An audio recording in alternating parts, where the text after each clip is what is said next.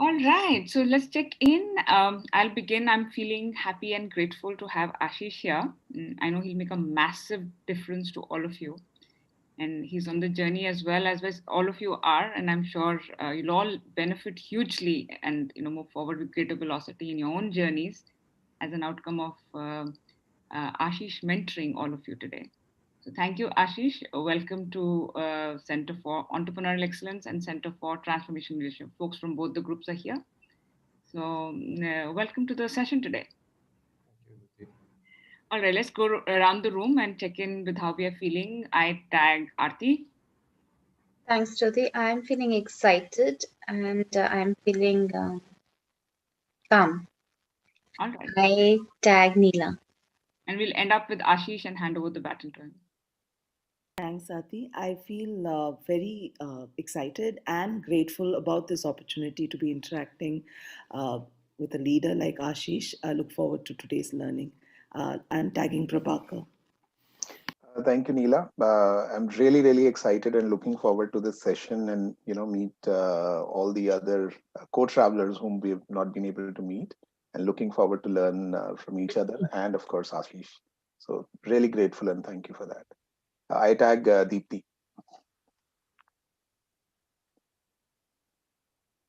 Deepti, you're on mute, I think. Deepti, can't hear you.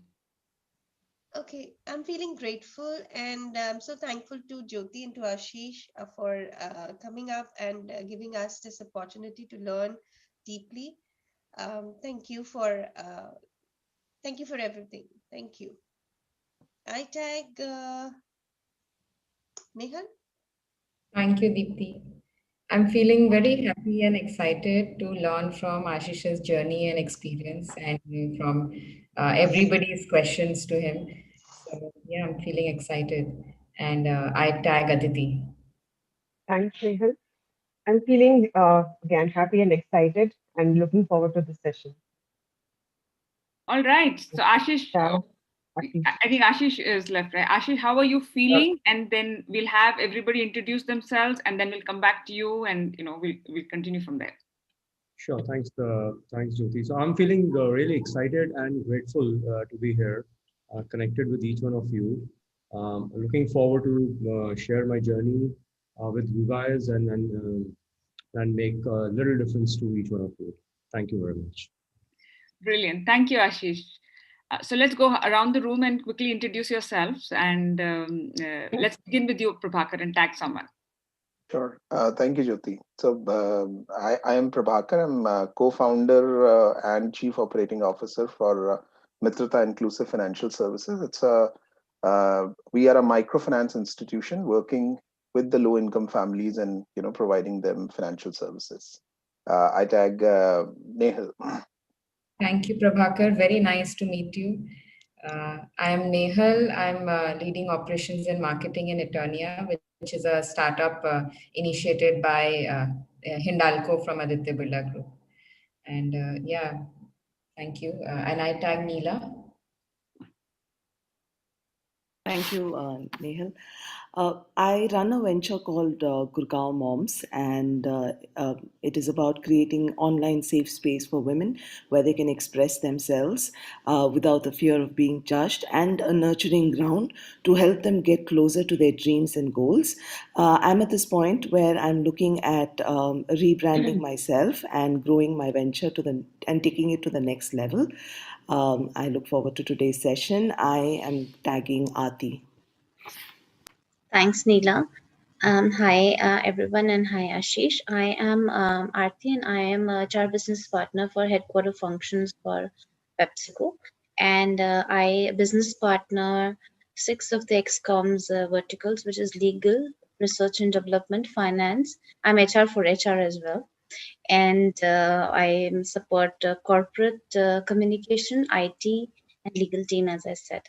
So across to 200 employees, and starting from there, right from acquiring the talent to managing the life cycle to succession planning to managing budgets, everything. So that's it. I'm looking forward to the session. I tag the.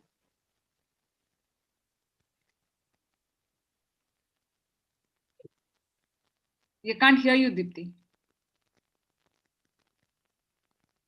Aarti. I am Deepti. I am a child nutrition coach and a lactation consultant. And I am so passionate to work with new mothers, and I nourish joyfully the families with the parents who are the parents of babies, toddlers, and the new mothers who have just delivered. So this is my work, and looking forward for this session and learning from you all. Thank you so much. And I tag Aditi. Thanks, Deepti. Hi, Ashish and everyone. I'm Aditi Malhotra. I'm working as a program manager with Sapin Consulting. It's an IT consulting organization based out of Gurgaon. And I'm part of Center for Transformation Leadership, associated with Jyoti from last close to 6 years. Your voice is not very clear. Hello, Maybe, is it better now? yeah. Maybe sometimes if you are on headphones, it doesn't come. You want to switch that off and come directly to the computer audio? Yeah, sure.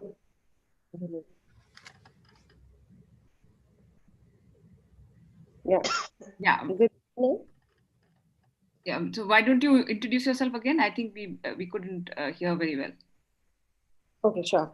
So, hi, I'm Aditi. I'm working as a program manager with Sapin Consulting. It's an IT consulting organization. So, I'm taking care of the entire, right from starting like onboarding clients to delivering, taking care of the entire delivery end to end. And I'm based out of Gurgaon and part of the Center for Transformation Leadership, associated with Jyoti from last close to 5 to 6 years. Thank you, Aditi. Go ahead and tag someone, And Aditi. I tag Anju. Anju. Thanks, Aditi. Good morning, everyone. First of all, I'm so sorry I'm joining in late. I'm a well-being coach. I'm a yoga student and a teacher. I'm also planning to set up a well-being industry, and very happy to be here with everyone and very happy to be attending this session with you, Ashish. Thank you so much. And I believe everyone is done here. Yeah. Okay. So, Ashish, over to you, and then we'll have, going around the room, hopping around and having everybody ask you lots of questions. So maybe you want to start off with something, setting the context for the group, and then we can get into questions. Sure, I'll give you a little context while Jyoti has told me that my LinkedIn profile she circulated to you guys, and you must have gone through that. But I'll give you a little perspective about who I am and what I have done, and quickly, so that in case you missed anything on the LinkedIn profile and any particular part of my journey which excites you or which intrigues you, you can ask questions around that. So I hail from northern part of the country, from a place called Jaipur, and that's where my upbringing has been. Rajasthan and Delhi, that's where I've grown up.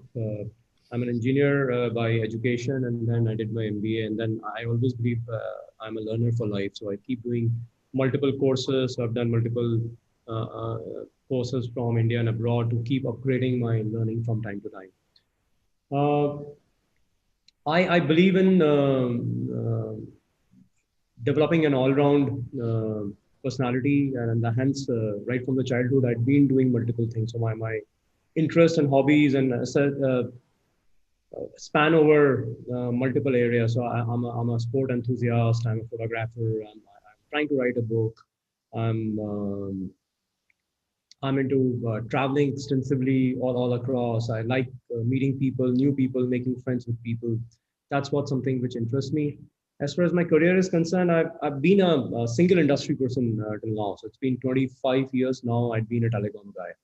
I started my journey with telecom, and telecom got privatized in the country, and then been in the industry, worked with multiple companies, right from startups to startups at the time when the startups were not known as startups, and from there to working with entrepreneurs, working with Indian family businesses to multinationals. So I've done a bit of moving from here and there, and working with different kind of people, and recently shifted to Sri Lanka just about a month back. While I'd been handling Sri Lanka for quite some time now, 9 months, sitting out of Delhi because of this COVID situation.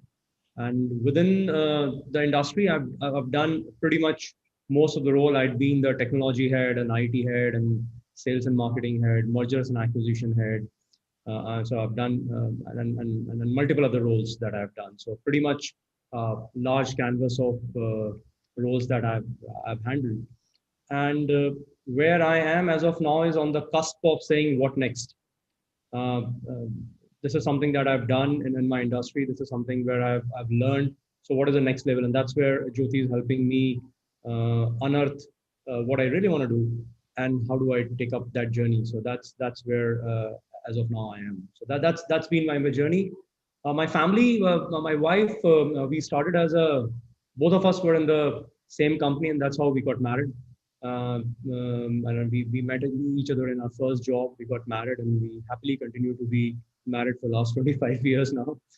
24, 25 years. Got two lovely kids. The elder one has recently moved 4 days back to Canada. He's doing his engineering from Canada, and the younger one is still in the formative years, so he's still in class 9th. And my family is going to join me very soon in Colombo, so we're going to be here together as a family. That's about my journey, and happy to answer any of your questions, and I'll try to answer or probably give you the perspective that I have on what I have learned in my life in the last 24 years. So that's I am. Thank you, Ashish. So who's got the first question? Yes, yeah, Neela. All right. Ashish, you mentioned about how you started with Airtel, about Airtel Sri Lanka 9 months ago, and how you had to do it long distance. So, how did you ensure your connect with the team? And I think it's all the more challenging because it's a new team, and it's a crucial period where you have to also demonstrate your arrival at the company. So how did you go about overcoming the distance part of it? So Neela, I think a very good question, because that's something the new digital world is putting up as a challenge to all of us. Now, I typically believe, and that's what I've done even in my earlier moves. Whenever I moved, the first thing that you need to do when you move into a new company or a new role or a new setup is to connect with people, and connect with people what worked with me. While different things works for different people, and you should be comfortable in what works for you. Okay, that is more important, because it is more important to be authentic than doing the right things. What is supposed to be the right things. Okay, so what worked for me always is a one-on-one connect. So you have to, and then the one-on-one connect has to start with genuinely interested in people, trying to understand them, giving them a comfort, because typically when a new leader goes, it unsettles the other people. It says, we do not know, with the last guy we had a fantastic relationship. Now this is a new person coming, what his management style is going to be. It's like resetting yourself, and put yourself in their shoe and see that if a new manager comes, how would you feel about, and what would you like the other person to do. So I do the similar stuff. So whenever I, like in this particular situation also, when I landed up here, first thing that I did was, after a quick introduction, I started doing one-on-one discussions with the team. So, and I obviously started first with my leadership team, and then one level below, and then one level below. So I've done, like, initial first 2 to 3 months, I've done nearly about 60 odd interactions, which is one-on-one, which is spending about 60 hours with these guys, trying to understand who they are, what their motivations are, what they want to achieve in life, and more than that, opening myself up with them so that they open in return. Because it is very important, when you go there and you only talk about them, they won't open up, because you're meeting somebody for the first time and you want to understand what they are. So it's very important that you build up that level of trust and vulnerability in that conversation that I do. So that's what I did, and that paid pretty well to me, because within few months I'm able to connect to their level. They were pretty open to me, and they were sharing all the good, bad, and ugly things I think that's the most challenging part, getting them to to be vulnerable and to open up. So the best part, Neela, there is what worked for me is I open up. which is I'm like pretty much I say I'm pretty much naked in front of them. And whatever you want to ask, whatever is there, I'm ready to share. That helped. Got it. Thank you so much. Go ahead and tag someone. Let me tag Nehal. Thanks, Neela. You actually took my question. But yeah, so I'll ask my second question. So I mean, you have stuck to the same industry over so many years, and uh, what what motivated you to do that? Because it has few set of companies, telecom industry, and while you have worked with a variety of different kind of companies within that, different parts of it, but what really got you to do that? And do you look back and think that you should have done a mixture of some other things before settling on one industry? So Nehal, one, I'm not stuck. It's a choice that I made. Okay. So this 24, 25 years that I've been in this industry, I loved every moment of it. Okay. And given a choice back, I won't change that. So if I really reflect back, I would like to continue. I'm in love with this industry, if you really ask me. And there are multiple reasons why I say so. One is I think intrinsically something that I like is technology, and I've been being an engineer, and then after that also that comes very naturally to me, and I think that's one area which this industry fulfills to me. Second is what I also like is being in touch with the consumers, and it gives me again that opportunity to be in touch with consumers because it's mostly a customer centric industry where you keep meeting consumers from time to time. Third thing which I always like is innovations and doing new things, and I think telecom industry as such offers that in the biggest possible manner. The reason for that is because any service industry, had it been a product industry, it's difficult to innovate because the innovation cycles are long, entry and exit barriers are long. Whereas in the telecom industry, the fun is the innovation cycle is few minutes, and entry exit barriers is also few $100 because you can create anything on the drop of a hat. It's end of a day service, and you can test market it very soon. You can get results very soon. So the fast pace of this industry is something which really excited me, and I think this all three as a combination kept me alive. And I keep telling everybody that in telecom industry, when you wake up in the morning, the world is different from what it was yesterday. Because as I was telling you, that entry and exit barriers are very very low. So every morning when you get up, you find there are 3 new products being launched by competition. Now how do you react to that? Okay. Then the changing needs of consumers is very fast, because all of us are consumers of telecom industry in one way or other, and we have seen how the world is moving. And it also gives me a lot of satisfaction that in a way we are serving the consumers, or serving people getting connected, which is one of the biggest need of human being, connected to each other, connected to the world, getting the information. And then currently, if you really ask me, the livelihood is dependent on telecom industry. How do we live? How do we conduct our business? So in a way, it's also giving me a sense of serving people by doing whatever I can. So in a nutshell, if you really ask me, it fulfills whatever that I have set myself for. And hence I love and continue to be the part of this industry. And if I really say in terms of getting the exposure of other industries, I've been able to find the way to do that. So being in a part of a telecom industry, I'm connected to most of the other industries because we are supporting most industries. Like you talk about like Aditya Birla Group. Okay, so I've been a part of Aditya Birla Group before this because I was part of a Vodafone idea. Okay, so we were connected to probably every possible sector that Aditya Birla Group operates, because we are the suppliers as an enterprise partners. We are suppliers of either the lease lines or solutions and other stuff. So that gives me also an opportunity to know about every other industry, because when you're serving somebody as a customer, you need to understand what the business model they're running. You need to understand what they're doing. So it also gives me an opportunity to learn a lot about other industries, because this is virtually one industry which is connected to every other industry in the world. So these are some of the things which keeps me ticking on. Brilliant. If I may ask another related question. So, how important is it for a leader to have, spent, specialize in an industry or spent long time in an industry versus we often see CEOs coming from completely unrelated industries and directly taking on that leadership position? So I think both have its advantages and disadvantage.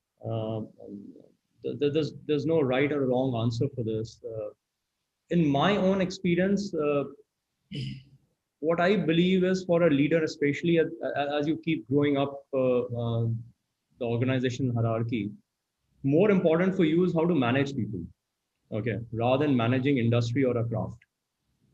Because end of a day, you have a team of people who will manage that. So, and you need to know what your strengths are and what are the complementary skill sets or the complementary experiences that you need to make a team. And I always believe that when you're leading a company, it's a team which leads a company.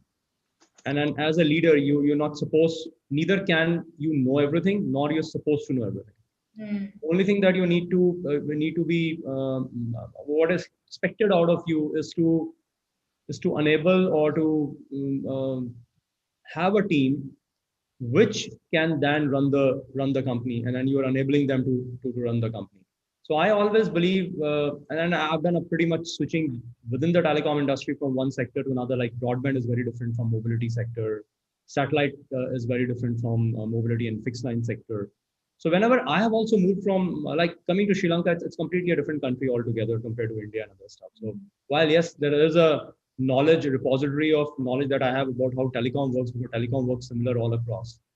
But then coming to a new industry or coming to a new country or coming to a new geography, you're not supposed to know everything about it.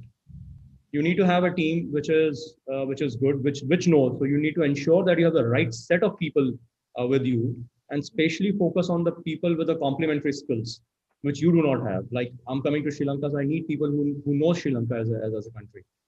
And like to give you an example, I'm not a finance guy, so I would always need a strong finance head with me who can run the financials for me wherever I go. And then my job is to ensure that everybody is delivering at their best. And if you and that's I think is the biggest leadership skill that anybody needs to develop as you keep growing. Rest will be taken care of by the team altogether. That's what I believe. Thank you, Ashish. I tag Aditi. Thanks, Nehal, and thanks, Ashish. I mean, I think it was really good to know a lot of things, and you've answered some of the questions I had. My question is kind of a follow-up with what Nehal asked. Like, you coming from a technology background and then moved into, kind of business-centric work and this thing. I'm willing to understand, like, how important it is to, or what is more important from your perspective. Like, is it a deep knowledge of your craft or industry that helps a leader at a top position to run organization or define their career? Again, Aditi, I'll give you the similar answer, which is like whether you say is it a craft or is it a industry mastery, both are important. Okay. So you can't say that the industry knowledge is any lesser important or the craft mastery is lesser important. Again, it says you need to, as a leader, you need to identify what you're good at and you complement it with the complementary skills coming from some other set of people. To give you an example, it's important to know about industry. So because a lot of dynamics which works, it helps you take a right decision. Let me put it this way. Because I think the job of a leader is to enable a decision or a decision making or to help that decision making. That's the biggest thing a leader does today. So taking a decision, because everything runs up to the top for the final decision to happen. And typically the decisions which comes to the leader are the critical decisions which will change the direction of the company, which will change the way you're working and other stuff. And when you take that decision, you need to have both. You need to have right input of the industry, how the industry works and how things happens, and you need to have a right input of the function or the craft that you're a part of. Right? So as a leader, again, as I said, you can't be expert in all crafts, okay, which is humanly impossible. You can, whatever you may do, you will still be experts in few areas, okay, in your craft. You can't be expert in everybody. So you definitely need somebody to help you in that, in case, but you need to have a perspective about all the time. Similarly, for industry also, you may be, I may say I'm the expert in telecom industry, having spent 25 years, but the moment I landed up in Sri Lanka, that expertise goes away. Well, I'm good at industry knowledge, but the moment I change the canvas, that expertise is reduced. I'm not saying goes away; it gets reduced. So one clear answer to your question is, both are important. Craft mastery and industry knowledge, both are important. You can't substitute one for other. Uh, and as I said, again, you need to know you need to be aware what you're good at, and you need to complement your skills by having the support system in the organization. If you're a leader and you can have a person who can be good at it, or somebody outside the organization to whom you can bounce it with, or you develop your perspective in case you understand that one particular area you're not good at. Like, to give you an example, I landed up in Sri Lanka and I'm not pretty good at legal aspects. Now, this country has a completely different legal system. Okay. And unfortunately, the legal head that I have here is not the kind of person that I would need. Now, I'm developing my own legal. So that's one area that I'm focusing, actually, if you ask me, when I've landed up in Sri Lanka, because that's one area that I really want to know a little bit more about, and it's a new country. So you have to keep finding what matters to you at any particular moment, and keep upskilling yourself in that area, or be more aware, or create a structure of success around that particular area, something which worked for me always. I don't know if I don't know if it answered your question or not. No, it does. It did, definitely. It did. One more question I have. So it's like, I was definitely going through your LinkedIn profile, and I like saw that you've done a lot of courses. Like, as you said, that you are a learner of life and you did multiple courses. So I just want to understand, like, how these, the courses and the path that you've chosen yourself, how it has helped, define your career. So, Aditi, most of the courses that I've done, I typically go with an intent that I need to pick up 3-4 things out of the course. Because when you go for courses, whether it's a short-term 5 days course or it's a 1-year course, you get immersed to a lot of knowledge which comes to you. And typically what happens, and the earlier years of my life when I started doing these courses, what used to happen is I go into the course for 7 days, I'm absolutely motivated and energized, and within a month's time everything goes away, okay, from whatever that I've learned. And then I realized, I said, like, what am I doing? I said, like, I'm going there, learning things. 7 days I'm back to what I used to be. No change in my life. So what value addition the course is doing to me? And then I realized, I said, rather than actually grabbing everything, even if I pick up 1 or 2 things which I'll be able to change or make a difference, and then stick to it for at least the time, or 90 days or 180 days, so that it becomes a part of my habit. That's what I've started picking up. So when I go to a course, while subconsciously you collect a lot of information which comes to your mind, and I think that makes a lot of difference, because when you land up in that kind of a situation, you can connect back to that, and it comes to help you at that particular time, whatever perspective that you've learned. But consciously, if you can pick up 1 or 2 things, and that's what I have done, is I've always consciously pick up 1 or 2 things which then I make a part of my life, as a daily routine of mine, and that becomes ingrained. So if I really reflect back, to give you an example, and I'm giving an example because there are a lot of ladies here.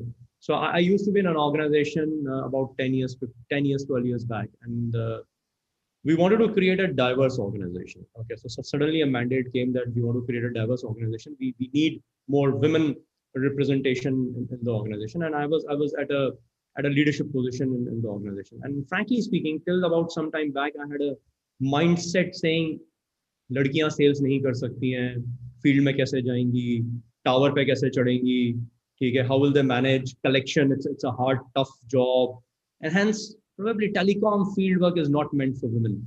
And I had that stereotypes in different areas. And then I realized, I was like, if I'm not gonna remove my mental block out of this, it'll be a problem. So then I selected a course which is on diversity. That why diversity, how can you do it, and what can you do it, and I went through that course. It was a 7-day course there, which actually made me a convert into saying yes, diversity is the way to go. But the reason I'm giving you this example is I have selected this course because I had a need to do that.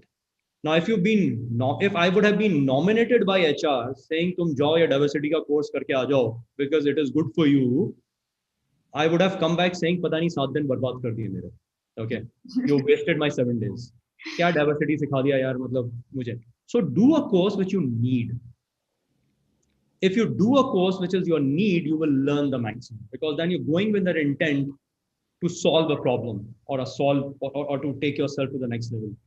So I typically do courses which I think will help me, or which is what is my need. So whenever I look around and say, like, currently what I'm looking at is doing a digital transformation course. Well, I've done one, but I want to do another digital transformation course which will help me transform my Airtel operation in Sri Lanka, digitally transform, because that's a need of the hour. Now, if I go and do it now, one is because it's my need, I will learn more. Second, I have an opportunity to implement it when I'm there. Now, if this course, and I've done one digital transformation course, by the way, earlier, and it's of no use to me as of now, because that time I did it because Vodafone told me that go and do a digital transformation course. Okay, and I did it, and I spent few lakh of rupees doing that digital transformation course. And today, actually, when I need it, it's not much of a use to me because the learnings does not exist as I speak. So I'm doing another course when I need it. So that's something which I've learned, that when you need something and you do it, you get the maximum results. Agree, definitely, I agree. Like, because then you can implement your learnings, and that's the maximum you can absorb. And your intent is different. When you go to the course, the intent is different. You are inspired to do that course versus you are pushed to do that course. That makes a difference. Definitely. Thank you so much, Ashish. And I tag Aarti. Thanks, Aditi. So my question to you is that I've just actually written down my questions. So give me a minute here. What are few activities that you did consistently, personally and professionally, which have led you to this position?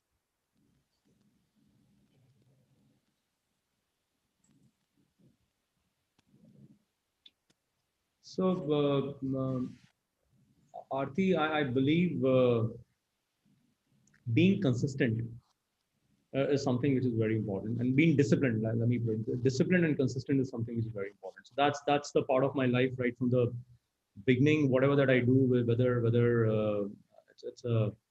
it's my personal schedule or the work life that I have, I'm pretty consistent and disciplined in the way I conduct my day altogether. If I have to exercise every day 1 hour, I will exercise every day 1 hour. If I have to read, if I've decided that I will read one book a month or one book in 15 days, I will do that. So there's a way to what helped me is a disciplined way of doing things. So that gave me two things. One, that it eases out the stress also in me, because I know this is to be done. So you have a schedule, your mind has a pattern to follow. So that is something. And then when you do something every day, or when you do something consistently, it builds up. Okay, it builds up from there, and small bit every day or small bit every week keep adding to each other. So that's one thing that has helped me. Second thing which really helped me is staying positive, which is let the negative thoughts move out of your mind. Try to be in the positive space. Expect good in your personal life, in your professional life, and be good to everybody, kind of stuff. So positivity is the second thing which has really helped me going. Third is a genuine interest in the well-being of others, which is I come from a mindset that everybody is good unless until proven otherwise. So I approach people with that kind of a mindset, saying unless and until the person is proven otherwise, I'll consider the person to be good. And if I really reflect back in the last 24 years and somebody asked me, who are the people who you really used to hate, didn't used to work with, I can't recollect any of it. Because the most difficult people who would be tagged as the most difficult people turn out to be the best friends that I had in the organizations. Okay, and what I've realized with this is that it's my intent of reaching out to them. The way I reach out to them is very different from compared to what other people probably reach out to them. And so I think it's an intent which makes a lot of difference. If you have that intent that everybody is good, they prove you to be that they're good somehow or other. So that's how these are three things which I really think work for me. And then as I was saying, first time is the discipline. I would put up persistence also as a part of that, which is be at it.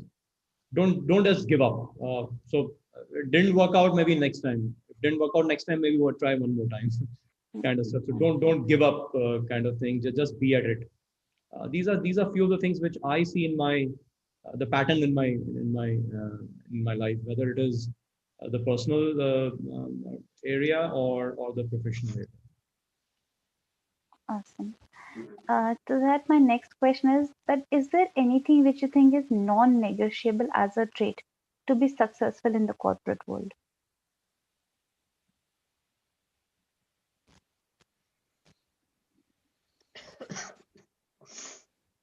So for me, again, it may vary from person to personality. For me, what is non-negotiable is doing something which does not resonate with my values. And the values can be very different for different people. Okay, so for me, integrity is very important, and honesty and integrity is something which is important. So if an organization would ask me to work something which is against the integrity, my integrity, I won't be comfortable. Similarly, respect for people is very important for me.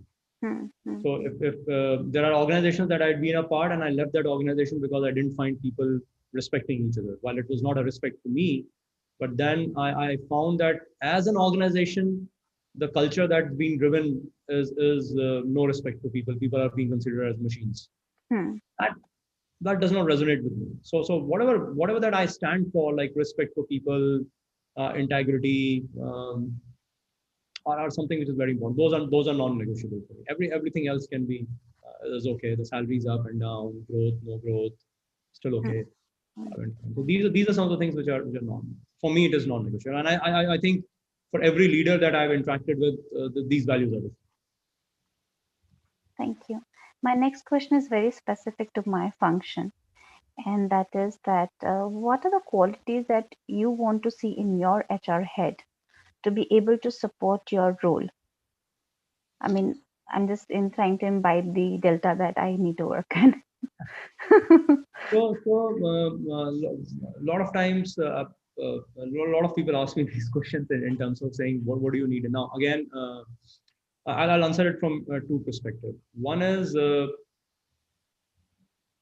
every leader may have. So whatever that I need may not be the answer for you. Okay. You have to find your own answer. That is one.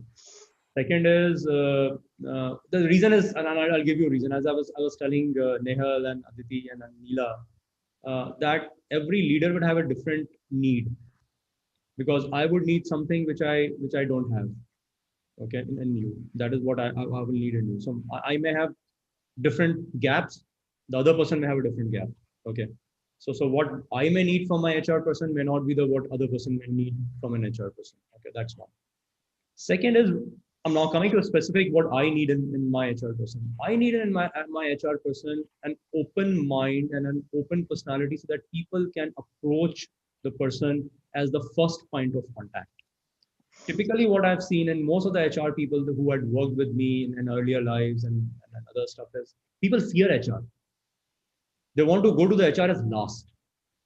First, they will go to, typically what happens is when I'm in trouble, where will I go to? I first try to find a friend and want to go and talk to the friend. What should I do? Then second thing that I will try to do is reach my manager. Okay, and then try to sort it out with my manager if things can be sorted out. If it doesn't get sorted out, then I try to reach somebody within the HR group, not the HR head. I will try to reach somebody within the HR group, seeing how can I get this information somehow get to the HR head. Okay, not directly, indirectly. Can it be a grapevine through which he can come to know, and somehow it's like, can be a god? Can he be or he or she can be a god, and it can know what I need and then just get it done without me having to go, because पता नहीं क्या होगा if I go and talk to the HR head, मेरा career बर्बाद हो जाएगा, whatever impressions that they would have. I think if as an HR person you're able to remove that barrier and you become a person who should be your first point of contact, and if I have any problem, HR head is the person, or the HR VP head is the person that I should be approaching.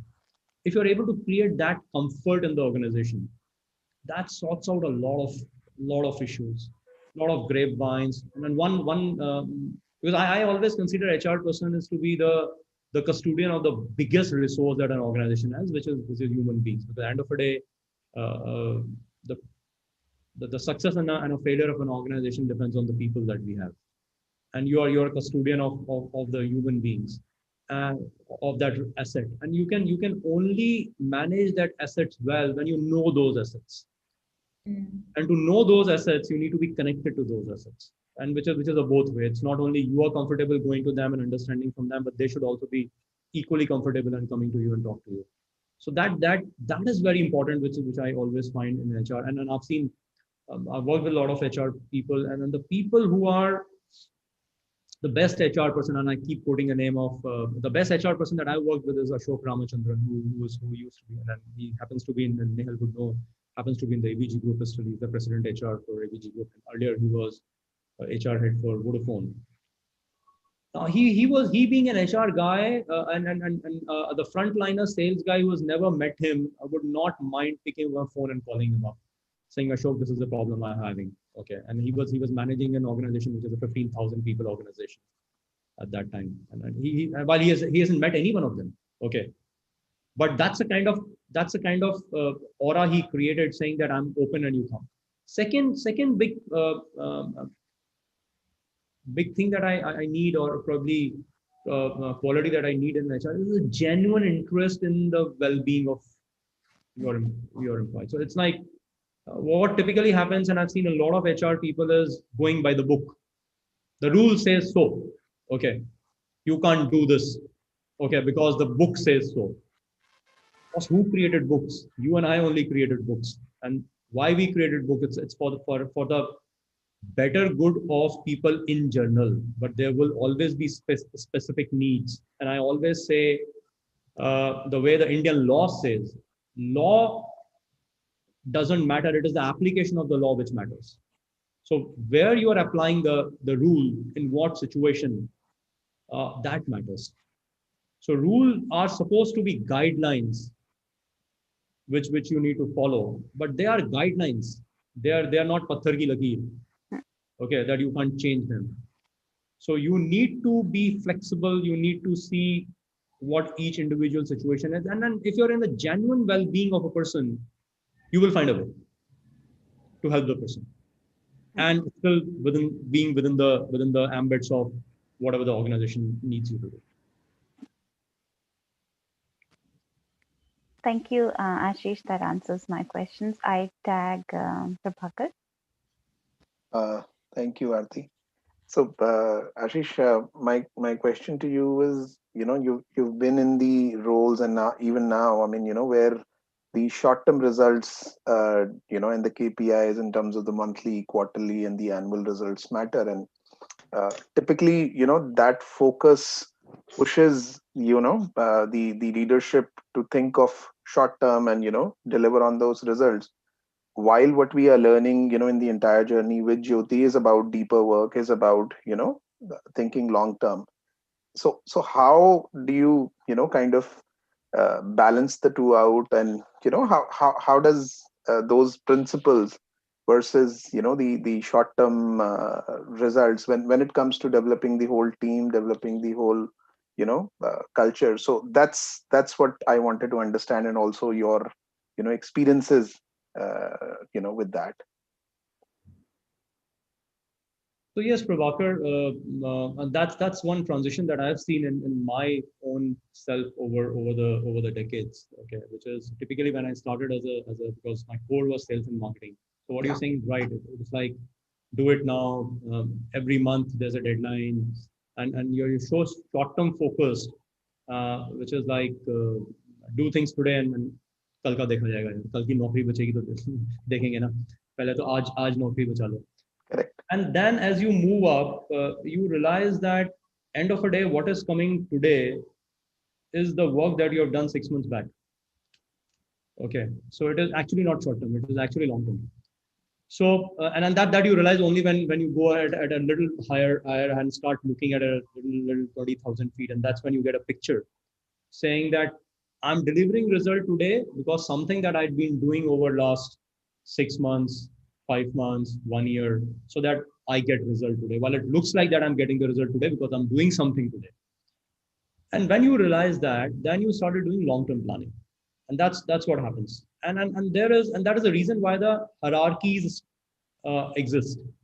So the job of, and I always say the job of a salesman is to get a result today.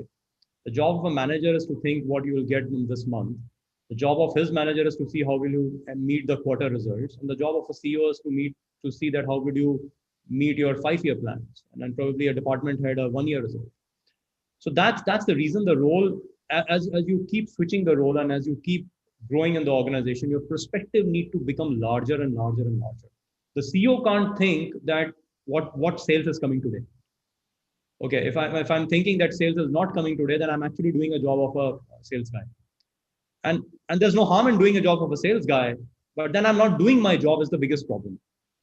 Okay, because my job is to look at how the company will grow in next 3 to 5 years time, and that's a job.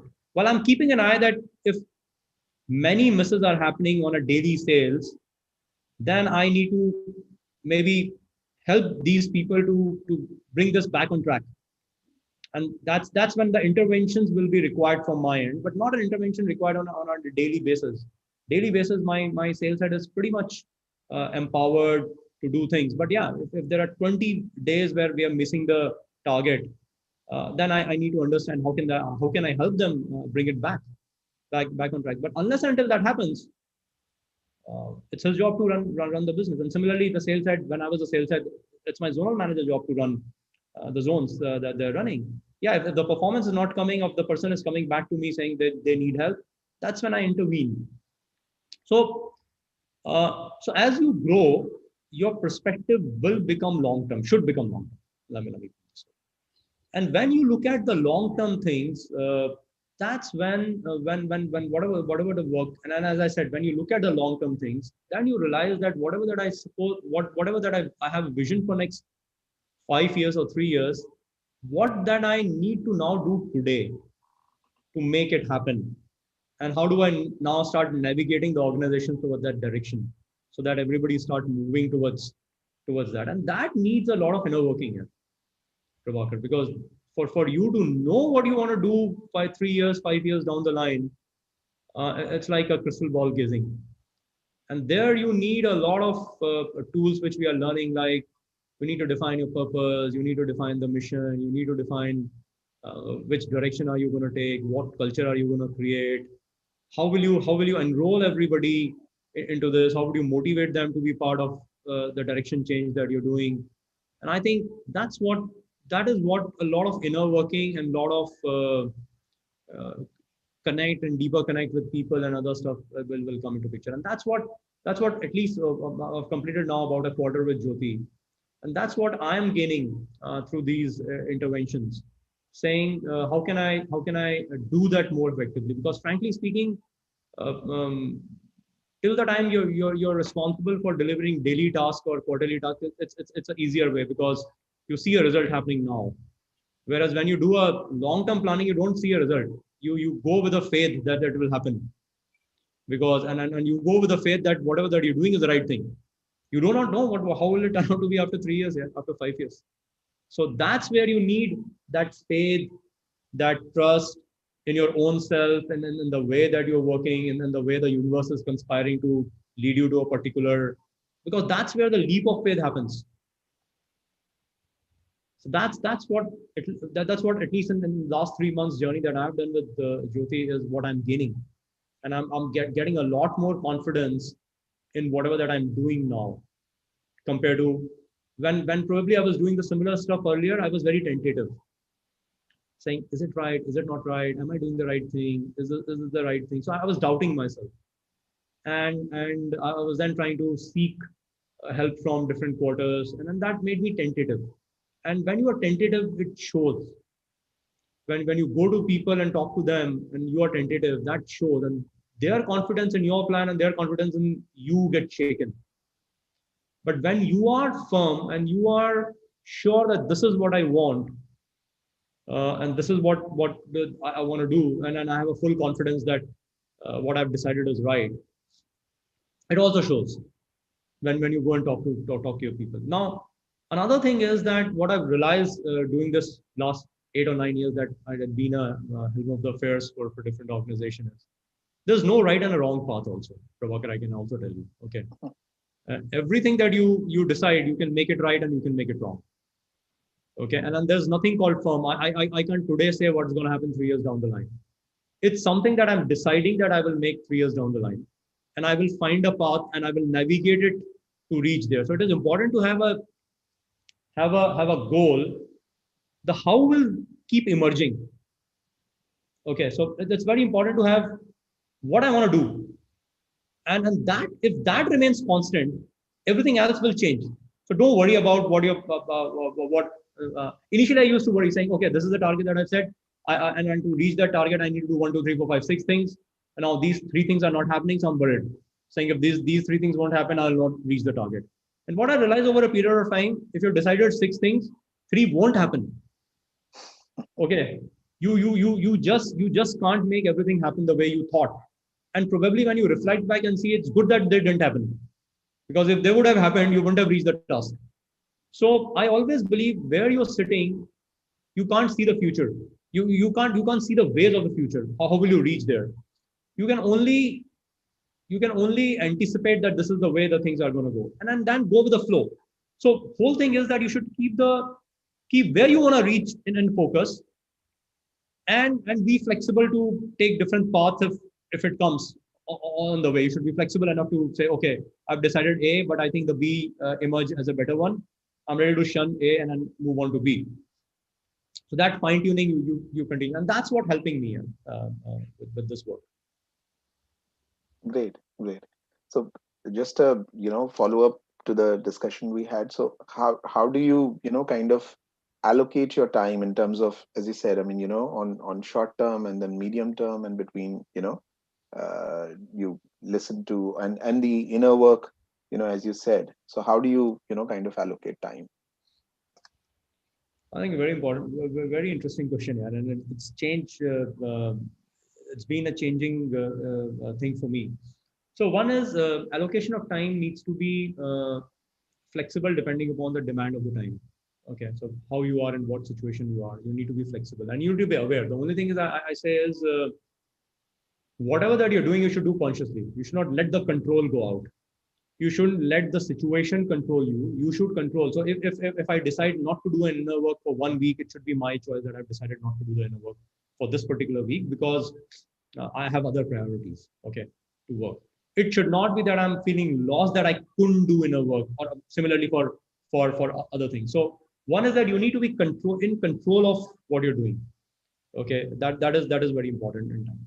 Now coming to how do I allocate and what is my thing. So I spend 2 or 3 things which is very important for me apart from work. So if I keep work separately and personal life, while I don't believe that a work and personal life are separate, but even if I compartmentalize the two, what is important for me is my mental and emotional health and my physical health.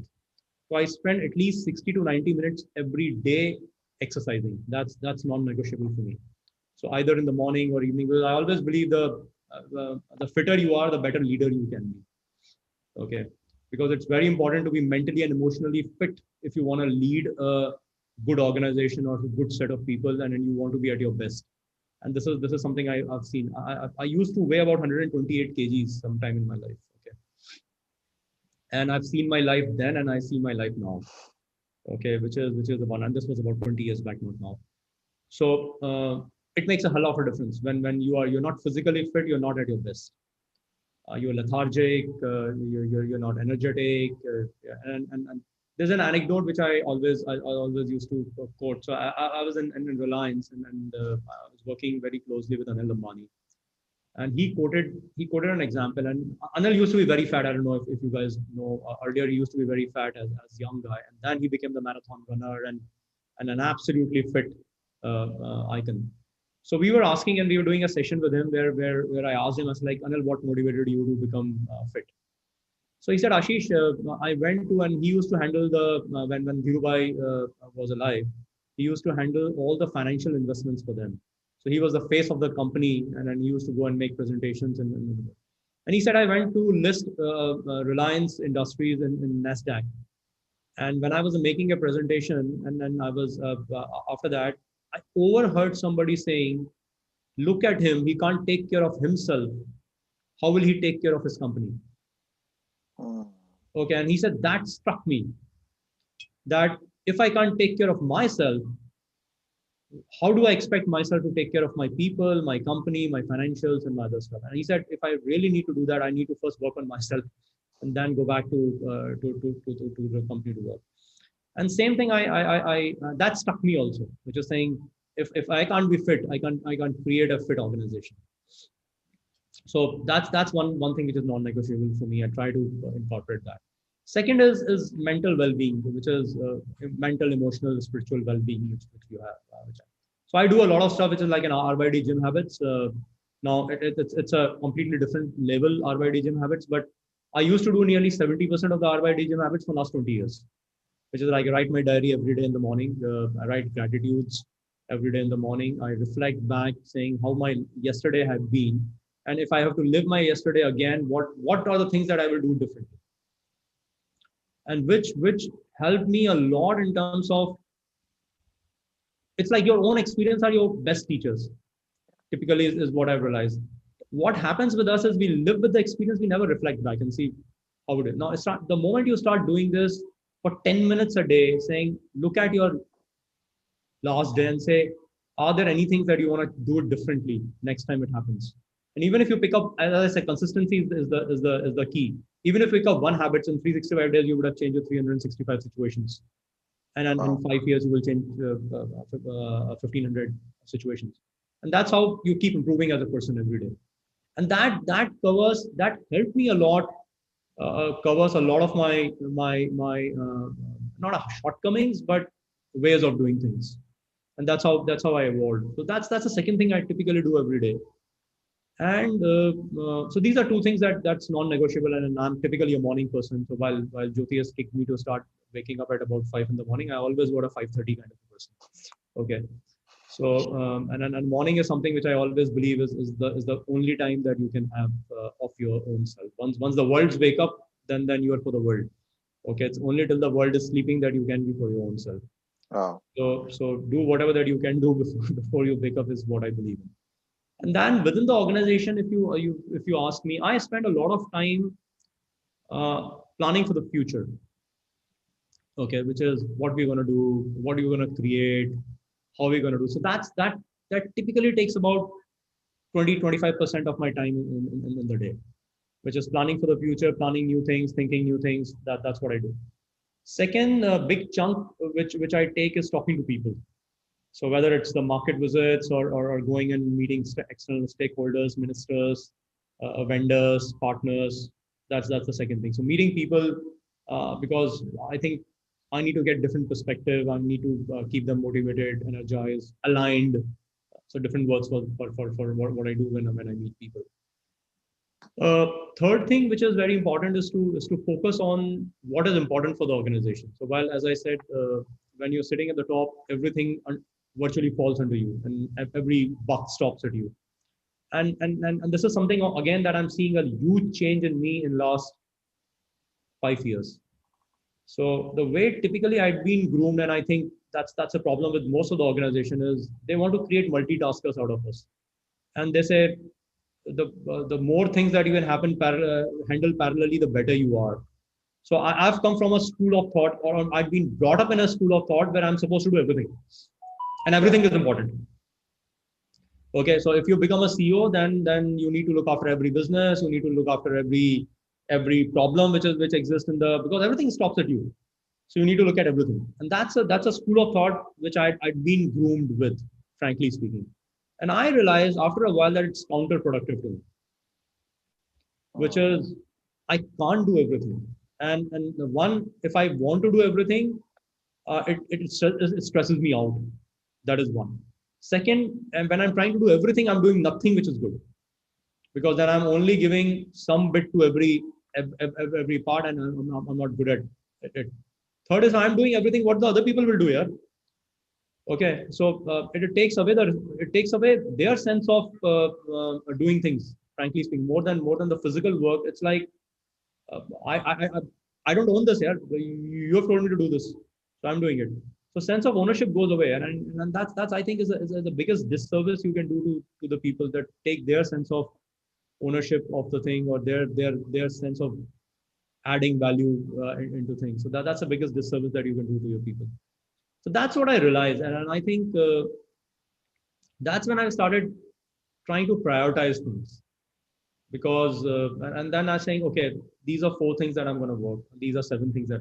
So initially, I actually started with saying 10 things I'm going to work. Now 10 things, then I reduced to about 7 things, and Jyoti has now pushed me to do 3 things. Okay, he said no, not more than 3 things, and that also you can give away. Then it is okay. So that's a journey that I'm moving towards, saying, can I move? So earlier I used to have a 10 pointers, frankly speaking, which is like these 10 things is I'm going to do. And anything which comes beyond this 10 things, I won't do. And then I realized I think 10 is little too much, because before 10, I used to have a 25 pointers. Okay, these 25 things that I have to do. Okay. So 25 to 10 to 5 to 3 now. Okay, so now I've jotted down to these 3 things. If anything which comes to these 3 things, I will do. Rest time, I'm there to coach. The people are open to reach me. Suppose like when I landed in Sri Lanka, to give you an example, we run enterprise businesses here, which is not a big business. So I'm not concentrating on that, because that's not in my scheme of things for next. That doesn't mean that I disown the business. Now, if the enterprise head has to do something and they need my support and they want my time, I will give them the time if they want to.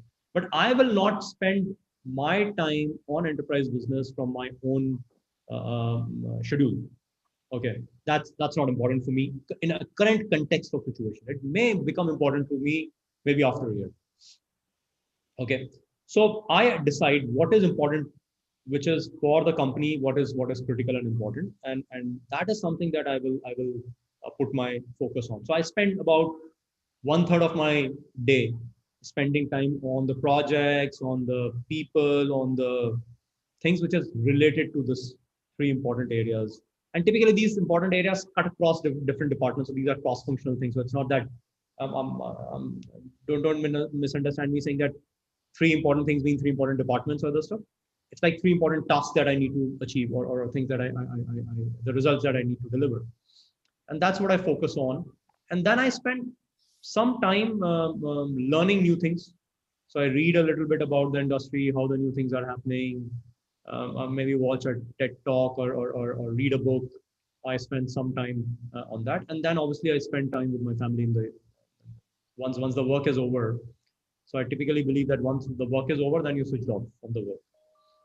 And evenings are typically the time that I do for that. So I switch off and then be with my family for an hour or so with them. So that's how typically I run my day. Wow, great, great. If I may continue with one more question, so one is, as a CEO, you have a vision and a strategy, and some values. And how do you ensure that it's the same thing without any dilution? It reaches to the front sales guy, down at the ground. And typically, telecom, or like financial services is like scale, and what the leader thinks and what the frontline guy thinks can be really, really different. So So Prabhakar, yeah. the only solution that I'd been able to find to them is over communication. Okay. And a direct communication. So if you ask me, these are the only 2 solutions to it. Because when you, so one is I always say it's safer to over communicate than to under communicate. So for the sake of a lot of times we think that people would have understood, why should I repeat? Okay, and what I should. But I've always said that we overestimate our power of communications. Okay, and so you should always over invest in communicating. So if you think anything is to be repeated 2 times, please do it 3 times. Okay, that is something which has helped me.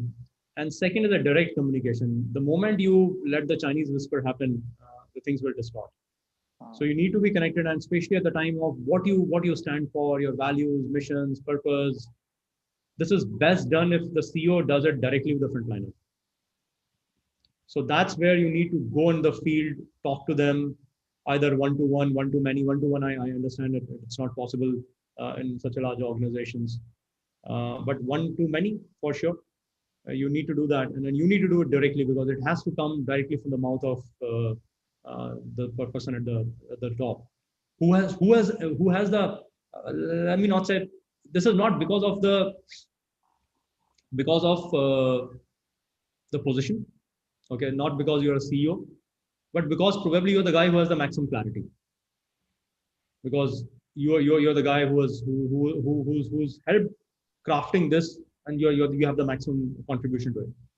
So you will be able to tell a person with the utmost clarity what is we are looking at, and second is you as a it is so it's not only that you have a clarity and hence you're able to communicate, you also have a power to change it if there is a feedback which is coming to you, because typically what happens when you delegate it, it's a one-way communication. Suppose if you tell your sales head, go and just go and download that from tomorrow onwards we're changing our product strategy, this is going to be, so you'll go and download. These guys, they may have some questions and they may have some feedback, they'll never come to you. He will try to kill everything there, saying no, this is not good, this is bad, this is there, this is, so you will never be able to hear the feedback on what mission, vision, strategy that you have. When you go and talk, you will listen, because as I said, none of the strategy is a fixed line thing. It's a fluid dynamic thing. You can keep tweaking it here and there, and the best feedback comes from the people who are in the field. So I always say there's consumer, there's frontline, and everybody else in there is to support. All of us are to support. We do nothing. We support. We are support to the frontline. So the reverse pyramid is actually the two pyramid, which is there is customer and there's frontliners, and these are the two people who matter actually. Rest everybody is to support the structure. How can frontlines serve our customers? So you need to listen to the front line, I mean, which is very important. So I think that helped me at least in the communicating, over communication. So I typically do a lot of communication. I do a lot of town halls, or probably whenever I go to field, I'll get everybody into one room, sit with them, have an open chat for half an hour, 45 minutes. Start with their personal stuff, what's happening in your life, what the kids are doing, what are you liking, what are your hobbies, when did you play last. So to open it up, and then slowly move towards knowing what's happening in the organization, then their reflection on what we are doing, what are we doing good, what we're not doing bad, and not try to answer them there and then, because the moment you try to justify things, they will shut down again.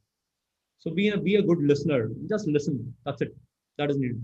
Now another good thing which happens also is, as Prabhakar, is what I've also realized over a period of time. 90% of the things get sorted out once you listen. You don't have to give solution. People know their own solution. They just want a listening ear, and they want an empathetic ear to listen to. So 90% of things which got sorted for me, I never gave a solution to that. The person has come, they said, I have this problem, and they go. Okay, I don't give them any solution, because I don't have a solution, frankly speaking. So I just listen to them and I say, okay, you will do it. I give them the confidence, no, you can do it. I trust in you. Have faith in yourself. Go and try. I'm there to back you up. That's all I do. But that's not solution. That's only giving them a confidence that I'm there. Okay, so go and do. I have faith, and that does. Similar happens with your frontline team. So when you communicate with them, you're listening to them solve the 90% issues. So that works. Great. I also have one question, but I don't want to take the entire space, so I'll come back again. I think I'll tag Deepthi.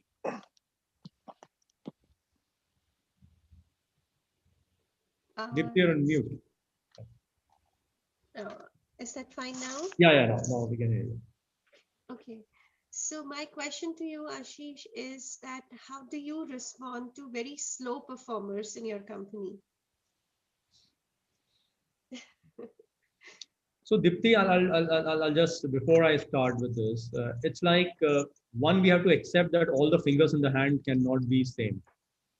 Okay, they cannot be of the same length, and same is the structure in the organization. Not everybody will be similar. Okay, so we need to accept and respect the difference in what people brings into work. Okay, some people are fast, some people are slow, some people are intelligent, some people are not. But I always believe every individual has something to contribute to the organization. Okay, and then that comes, and that makes everybody unique because everybody has their own experiences in life, which creates you as a unique individual. So everybody brings something important to the organization. And as a leader, it's your job to find what is that something and place a person into a job where the person can contribute maximum. So that is one. So I consider always if the person is not performing, I consider it as the problem of the management that the person is not performing. And I typically say that I believe that everybody, at least in the private sector, okay, I can't vouch for the government sector, but at least in the private sector, everybody comes to the organization to do their best. Nobody comes to the organization thinking I'll screw up today. Okay. So I'm coming to the organization thinking I'm going to do my best today. And if I'm not able to deliver my best, there is some problem. Either in my motivation or the environment or the work that I have or the direction that I'm getting, there's some problem. Or probably my personal life, which is haunting me into the into the organization. So there is some problem, but I'm coming with an intent to do good things. And I would say this for 99% of the people. So as a manager, it's the first is the intent that I should be approaching a person who's a slow performer. The first intent should be how can I help the person become what I need from the person. Okay. So if you go again, do conversations, try to find out the scenario, you will find typically there is a reason why the person is not performing to the extent. And when I say slow performance, I'm assuming that the person is not coming up to the expectations, whatever that we expect out of the person. So there has to be a reason why the person is not coming up to the it could be fear, it could be anything. So one, as a manager or as a leader, it's our responsibility to help the person come out of that and start performing. Okay, which could be which could be anything. Now, if that also doesn't happen, a lot of time it doesn't happen. Okay, and I always say we are not the crusaders that we will change the world. We will do an effort up to an extent which will have some returns. So there has to be a effort and return relationship which will work. You can't keep working with a person for forever because you want to change the person. Okay, so we are not into that business.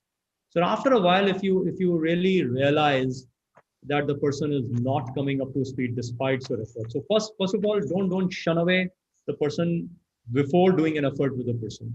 But after doing an effort, if you find the person is not coming up to the to whatever that you do, then try to find another role for the person within the organization or outside the organization. Okay, which is also very important. So either you say, okay, buddy, you this is something that we need. I think you're not you are stressed because end of the day, if the person is also not coming up to see, the person is also stressed. We may see from here that isko koi farak nahi padta, kaam nahi karta, but if you really go and ask the person, he's more stressed than you are because deep in our heart we know we are not performing, and when we know deep in our heart that we are not performing, it's not an easy feeling here. It's a very difficult feeling. Okay, and it frustrates you a lot. So he's also under pain that he's not performing. Well, he may not come across as that, but he's also under pain. So at that time, either you find another a role for the person where he can contribute. You can try, and if you most of the time we don't get that because roles are not available, and we run in large organization where we can't create roles. Then you find a person something outside here. And when you say find person, either show him a way. Obviously, you can't go and hunt for a job for him. You show him a way and you ease him out, but do it with a respect and with a dignity, which is very important. So even if you because as a part of the organization, we all have to fire people here. Okay, but there's a way to fire. The one way is that you tell a person that you don't have a job, and another way is to do it with grace respect, empathy for the person. And I think that is very important. So even if you have to part ways with the slow performer, you have to do in a way that you don't kill the confidence of the person. Because if you kill the confidence of the person, you're killing a professional. Because it takes a lot to come out of that that you've been asked to leave or you've been asked to move, and then that makes a lot of difference. So frankly speaking, all the people, if I really reflect back, I must have parted ways with at least 10 to 15 of my direct reports or my leadership team, and I'm best of friends with them as of today also. And then frankly, 3 of them I'm mentoring for their next levels and other stuff. So you do it with respect, they won't mind. You do it by force, there will be problem. That's what I believe. That's what. Thank you. Ashish, my next question for you is that what is your favorite strategy to hire the talent in your company?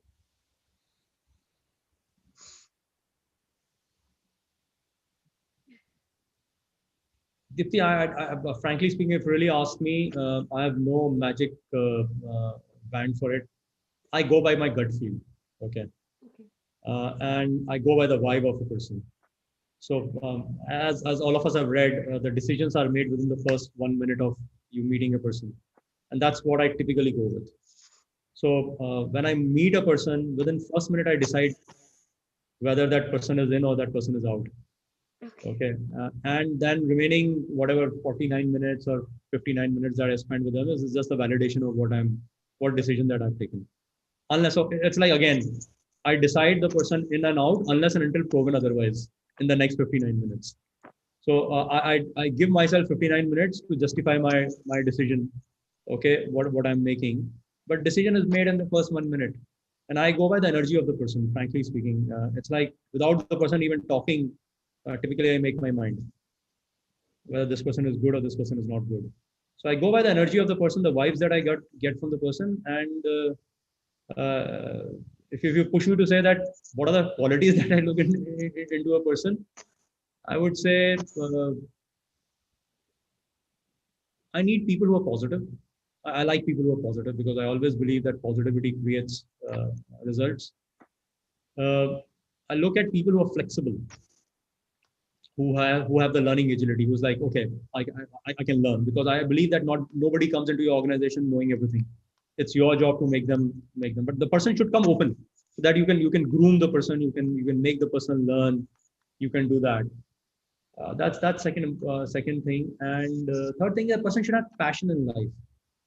So whether it's a sport passion, whether it's the person should have some passion in life, because without a passion, you can't do anything. So if I have a passion, suppose if I'm a passionate cricketer or I'm a passionate sports person, then I know what passion is all about.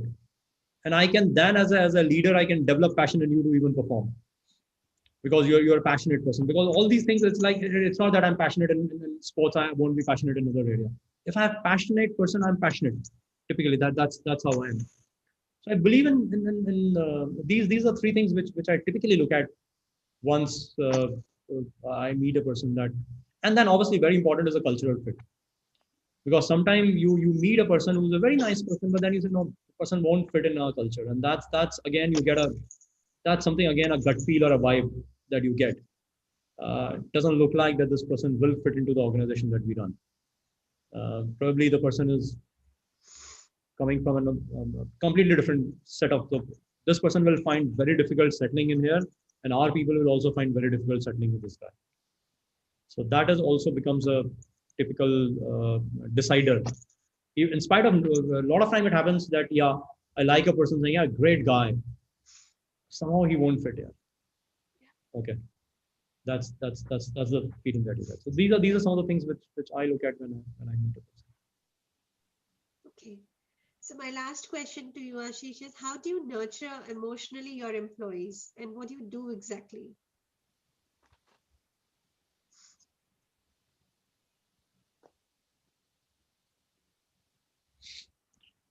Nurture emotionally. Okay. So very difficult to say pure emotions. I can take pure emotions. I don't do things saying this I'm doing to nurture you emotionally, this I'm doing to grow you in the career. It's and end of the day it goes hand in hand. But I think what helped me when I reflect back, and again different leaders have different style of doing it. What helped me is to create a sense of belongingness in the organization. Okay, and when I say a sense of belongingness, it's like when you're coming to work in a company, if you feel that you're a part of a family, it's a family that is being run and you're a part of a family, a lot of other needs get that sorted. And when you go to an organization where you're going as an employee to work, and you don't feel that connect with the organization, it creates a problem. Then you're disconnected, and then a lot of emotional needs also emerge. Because what I believe is, if you have a sense of belonging, and how does a sense of belongingness come? Sense of belongingness comes when you are a part of a decision making, so that you know whatever is happening there, you have a say. Sense of belongingness come when you have a lot of interconnect with people around. So when you go to an organization to meet your friends, not to work. Okay, so you're excited saying, okay, today I'll go and have fun with these guys, or I'm going to be with these guys, and you love being with the company. And when you hang around with those guys, even after work, over weekends, that's when you get a sense of belongingness, because then you connect with people. So that is one thing that I believe. Second thing that I believe, which helps people a lot, is giving a meaning to their work. So whatever that I'm doing, does it mean to the organization? Is it important? Whether I'm just creating a report, okay, every day, but is it important? And that gives a lot of satisfaction, mental satisfaction to people, emotional satisfaction to people, that I'm doing something meaningful. So how can you convert every job into a meaning, which can be a menial job of serving tea to people, but can you make it meaningful somehow? It's difficult. It's not an easy task. Okay, that's a very difficult task. And if you really ask me, have I perfected it? No, not at all. But my endeavor is to move forward in those. So these are two things that I typically believe. And third thing which always worked for me is fun. Creating a lot of fun working. Okay, a lot of fun working, which is like it's like typically the first thing that I do into the organization, like what I'm currently also looking at doing in Sri Lanka, is like it's a very straight jacket organization. You reach there and then everybody's sitting there and formally working, and you're not supposed. And the disruptions that I'm doing here is I've got now the music system in the middle of the office, and I play it anytime that I wish to. Then I've created a cricket area where we play cricket with each other in the organization. Okay, so these are the kind of things. So I'm saying, just giving examples, but fun is not only doing it, but fun is like you need to enjoy doing what you're doing. So I think if you have these three things, which I think, if you have a sense of belongingness, if you have a meaning to the work that you're doing, you have a voice in what the organization is doing, you have good friends, and there are opportunities to have fun in the organization, that somehow keeps you, I believe, emotionally fit. Okay, and then you're stressing, because end of the day, if, emotions are what you're either sad, you're angry, you're frustrated, you're not motivated. These are typically negative emotions. Which, if you do all this, I'm not saying that won't happen, but that will reduce, or the impact of that will reduce on people when you do all this. Thank you so much, Ashish. Lovely answers, and I really got this so much of insight from all others. So thank you, and I will tag Anju. Thanks, Deepthi. Okay, I think a lot of the queries and questions are already answered. However, I heard you say, Ashish, that integrity is very, very important to you. And, your promise, your word to yourself and others is extremely important to you. So my question to you is there a structure of success to develop that integrity within oneself? So, Anju, one is the sense of the definition of integrity has changed for me since the time I've been working with Jyoti now. Okay, so earlier the integrity for me always used to be saying honesty, and my commitment to my work, and whatever that I've said is supposed to be done. And I think it's got amplified now, saying other people expectations from you, which is said or unsaid, your own commitment to yourself to achieve your dreams, all falls under integrity. Now, if you ask me, yes, integrity is very important for me, but have I reached the area where I'm able to fulfill my integrity? Not at all. Okay. So I'm no role model for frankly speaking, for living up to the integrity, while it is important for me. Okay, but yeah, I can assure that I make every possible effort to reach or to move an inch uh, further every day. Now, the structure of success is what I was telling you, Anju, earlier to I think Prabhakar or somebody, which is like I used to write my diaries, and writing is something which helps me a lot, because when you're writing, and typically if you really if I reflect back and see that what do I write in my diaries, when I so typically 90% of the time you will end up writing about the things that that that violated the integrity. So what I would write in my diary, typically if I reflect back and read my diaries, something that I will improve. So I was talking to Prabhakar that every day I would write what is something that I would relive my yesterday. What would I do differently? 90% of the time it has landed up in a situation where either something that I've done wrong to people, which is actually violating the integrity of what they expected out of me. Situation which I've something that I didn't do, which I should have done, which is like integrity to my own self, because I wanted to do that, but I didn't do that, or committed to myself, but I didn't do that. Or something I would write about something where I've been hurt by somebody, and that's again I consider as a violation of integrity, which I have, because if I have a desire to be connected to people, why this is happening. So most of the time, what I've seen is that I ended up writing something which is to do with a violation of integrity. Either my commitment to my own self, my commitment to somebody else, my commitment to my dreams, or people's expectation. Because a lot of time I would have ended up writing where I would probably say, yeah, I had a fight with my spouse. Why did I have it? And that ultimately turns out to be that I violated the integrity of the expectation that the spouse has from me. So you will end up. So I ended up virtually writing that, and that helped me keep improving those situations. And which is like, and this worked pretty well for me, which is reliving what you think is not right in a right manner. And next time when it happens, you're consciously there. The 9 out of 10 times when the situation has happened again, I've reacted very differently compared to that, and that helped me doing stuff. Yeah, but I keep violating integrity still, which is very much there. But the only part is that now I'm consciously violating. Okay. So Earlier, I will. So now you are in integrity, Ashish, because you restore your word. yeah. You are 100% integrity. Thank you, Jyoti, for Yeah. So it's not about keeping your word; it's about honoring your word, right? And I see you do that. I think Thank that's massive. So that's how that's what I do on integrity. Okay, great. I think that was very beautifully answered. I think it's really helped me personally. My second question to you was, which came up when you were having a discussion with Prabhakar, where you spoke of the allocation of time through your day.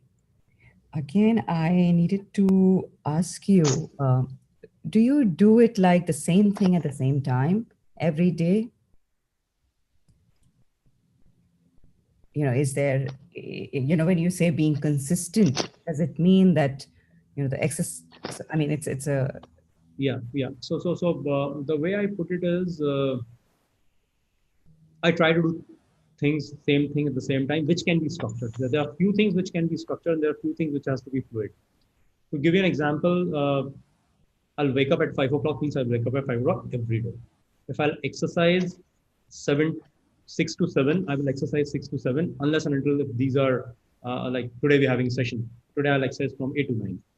Okay. So these are so I'm flexible to change, but I will try to do, given in my I'll try to do same things at the same time, because that eases my stress out. Because what I've realized is that I'm in the least stressful situation when I know the life is on autopilot. Okay. And when the things don't happen as per, then I'm wondering, am I it's like you're juggling the ball it's like, am I doing this right? Am I doing that right? Will that happen in time? Will that? So once I know that my schedule is fixed, 7 o'clock exercise every day, I don't have to worry about what will happen.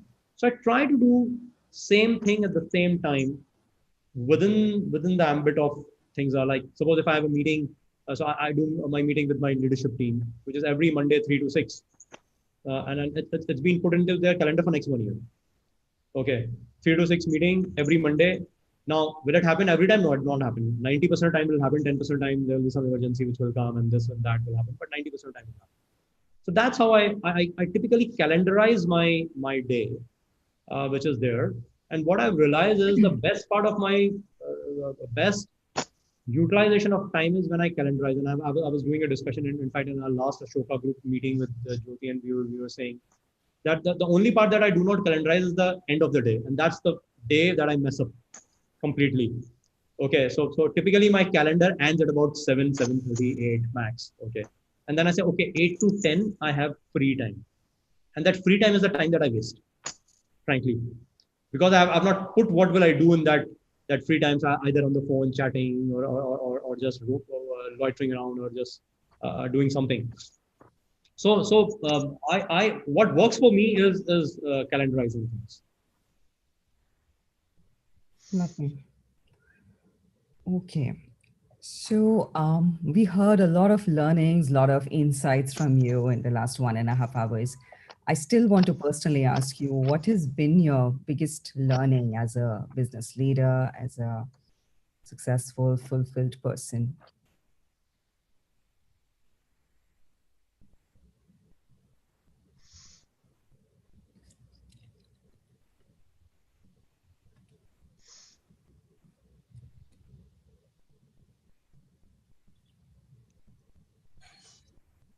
My biggest learning, if I really reflect back and see, is it's all about people. If I can put it about in one line, it's all about people. Uh, I believe in a that you take care of people and business will follow. Okay, whether it is your employees or it's your customer. I typically believe in a cycle of saying, I typically say that job of a leader is to have happy employees. It's a job of a happy employees to have a happy channel, and a happy channel job is to have a happy customers. Business will follow. Because I always say happy employee leads to happy customer, and happy customer leads to happy business. And the happy business will again make employees happy, and then employees will make customer more happy, and the customer will give more business, and they'll make employees more happy. So it's a spiral that you keep going up and up and up and up and up. And that's a business model. That's my business model always, whatever that I've done. My first job is to make my internal stakeholders happy. And if they are in their happiest state and motivated, inspired, they will keep customers happy. And if the customers are happy, they will give business to you. And they will give you profitable business. You can have higher margins. You can ask for more. They will do everything for you. So end of the day, it's all about people, whether you're customers or employees. The business is all about people. Brilliant. I think it was fascinating hearing, the conversation, and I learned so much. Before we step into review and reflection of the conversation, Ashish, I have one question for you. So how about sharing with the group, what has been your 3 biggest transformations, in the last 1 quarter that you have caused as an outcome of being a part of RYD Jimbit Center for Transformational Leadership? Sure.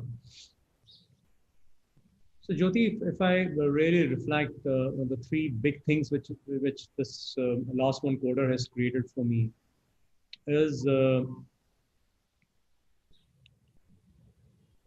given me a lot of confidence on the things that I was very tentative on. Okay. So I always used to believe, and it's because I used to interact with a lot of leaders and a lot of people who give you a lot of feedbacks about you. So like everybody else, I also have my 360s, and then you keep getting feedbacks, and then you see results, and then you see things that used to make me very tentative at times, saying, am I doing the right things, and am I doing it? So I think one is having a coach with whom you can be absolutely brutally open and discuss things, gives your own self a lot of clarity on what you want and what you're doing. Okay. And probably you've not given me solutions to things that but you've asked the right question for me to arrive at the right solution. Okay, and that helped me a lot, becoming much more firm, and that's reflected in me taking a lot of big steps which I wouldn't have taken otherwise. Okay, to give you an example, like landing up at Sri Lanka, yeah, because frankly speaking, I had from my management a blank check to continue in India till the time I wish to, till the Sri Lanka opened up. Actually, Sri Lanka hasn't opened up. I've landed in Sri Lanka, going through Dubai and trying to manage a flight into Sri Lanka, somehow sneak into Sri Lanka. Okay, Sri Lanka hasn't opened up. And the COVID situation is much worse than India. And then leaving your family behind in India and the COVID situation. And my son has gone to Canada. So, I was pretty worried. I was like, I wanted to go and leave my son to Canada. He's 17 years going to Canada for the first time. And I was able to take that step saying, you go alone, yaar. I can't come, sorry. You're a big boy. Go. And I think in a normal situation, I wouldn't have been able to take that call, where I had the comfort of sitting at home and my management supporting me, say, Ashish, continue here for next 3 months. It's okay. But I was able to take that call because that was right for the business, I think. And I was able to take that call because I had that confidence in that whatever doing is right. And able to take that call. So I'm just giving one perspective. The second thing which has really helped me is making me love myself. Because I was very critical, self-critical of thing. Ye theek nahi kiya, wo theek nahi kiya. And by the way, Prabhakar, while I was telling you that you start looking at what you look at, what you haven't done right last day, makes you more self-critical, by the way. Okay. So it has to get complemented with the acknowledgement also, which now Jyoti makes us do. Okay. Because if you don't do that, you only keep looking at the negative things that you didn't do last thing. Okay. And what you've done while you're improving on those things, but what you start giving a sense to your own self is saying, I'm not good. I do so many mistakes. Okay. So I think that's what I also had, that I was pretty self-critical of myself. And what I've started doing now with the acknowledgements that I'm doing to myself, or whatever the affirmations that I've written now, the intentions that I have, and I think the wonderful interactions that I have with a lot of you guys, and the group sessions that we do where we acknowledge each other, that gives me a lot of confidence, which is like I started loving myself much more than I used to earlier. And my belief in my own self, saying, yes, I'm really extraordinary and I love myself, which is the catch line that all of us have, is and what I discovered with Jyoti is that I was trying to operate it, or I was operating at gear 2, gear 3 without actually doing gear 1. Okay. And you can't be completely effective in gear 2, gear 3 till the time you have actually mastered gear 1. So it's that's a problem that I had, and I think I'm overcoming that soon, and I love myself now much more than I used to. And third thing, which as I mentioned earlier, is also the ability to ruthless prioritize myself. Okay. So what I used to do earlier, and I've gone to a different level altogether. So I used to be earlier saying, as I was saying, 10 things to 7 things to 5 things, and now I'm able to take those calls, which is like a lot of times I'm sitting in Sri Lanka and I decide not to go to office half day because I need to think, which I wouldn't have done ever in my life earlier. For me, being office at 9 o'clock till 8 o'clock and not wasting a single minute. And when I say waste, for me used to be if I'm not working. Thinking is not working, was not working for me. Okay. So now I have that confidence that, yeah, important for me is to first chart out what I want to do, and I want to think. So sorry guys, I'm not coming to office for the first half. I'm thinking at home. Now the ability to do that earlier was zero. Okay, what will people think? What example am I setting to people? Not going to office half a day. They will think that CEO sitting at home. We are working here. Okay, and am I doing the right thing? Am I being in integrity to the company? Sitting at home at 10 o'clock in the morning, 11 o'clock in the morning, not right, Ashish. I will think in office. I will go and think in office, and that will never happen. So then people will keep barging in, or some emergency will come. Now with the new priorities, I'm saying, okay, that's priority for me as of now. I need to invest in this and do that. So I think ruthless prioritization and able to take those steps are the things that I'm doing. And I will add the fourth one, Jyoti, if you allow me. It's like my ability to do the difficult things, which So Jyoti, I'm sure all of you know, all of you would have the same pulse with Jyoti, which I have. Is like what I'm most uncomfortable to do. She pushes me to do it, and she said, "Do it now, do it now." So which is making me much less fearful about things which I didn't like, or maybe accepting that with much more open arms. So these are some of the wonderful things which has happened to me, and I'm wondering that it's like it's only been one quarter. Yeah, so we started on actually 15th of November or something around that time. It's just been about a quarter. Brilliant. Thank you, Ashish. And I want to thank you. I'm reading Tools of Titans right now, and I think one of the first things that I read was to be a great coach and a great leader, you have to be coachable. And I have to say that to you. I think it's such an honor and such a privilege to be your coach. It's been magnificent. The last 3 months have been really magical. And I'm so proud, to see you blossom fully to where you were and where you're now. Absolutely magnificent. And the amount of impact that you've made to the group, I can't even tell you. And as I sat back and listened to you interacting with the group, you made such a massive difference to each one of them. I know that.